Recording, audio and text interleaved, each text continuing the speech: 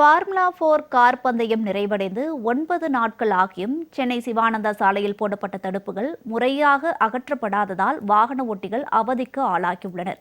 இதுகுறித்து கூடுதல் விவரங்களை செய்தியாளர் ஜெயலானி வழங்க கேட்கலாம். வணக்கம் ஜெயலானி, தற்போது அங்கு தடுப்புகள் அகற்றப்படாததுக்கு என்ன காரணம்? பொதுமக்கள் என்ன மாதிரியான சிரமத்தை மேற்கொண்டு வருகின்றனர்? இதுகுறித்த விவரங்களை பதிவிடுங்க.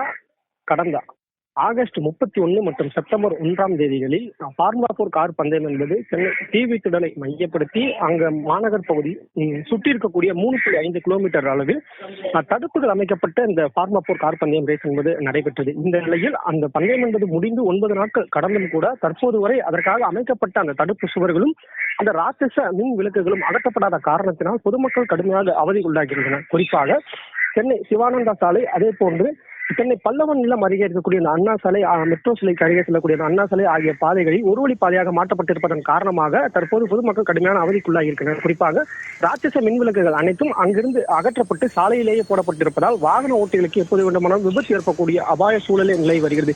இது மட்டுமல்லாமல் அந்த சாலைகள் முழுவதுமாக ஒரு வழி சாலையாக மாற்றப்பட்டதன் காரணமாக ஒரே குறுகிய சாலை வழியாக 2 புறங்களிலும் வாகனங்கள் பயணம் மேற்கொள்ளக்கூடிய சூழல் என்பது காணப்பட்டு வருகிறது. இதனால் விபத்து ஏற்படக்கூடிய சூழலும் நிலவு வருவதாக பொதுமக்கள் குற்றம் சாட்டுகின்றனர்.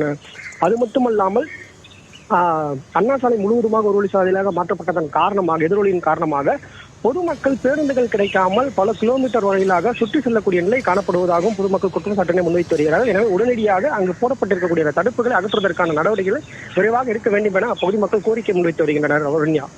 ஜெயலானி, விவரங்களுக்கு நன்றி.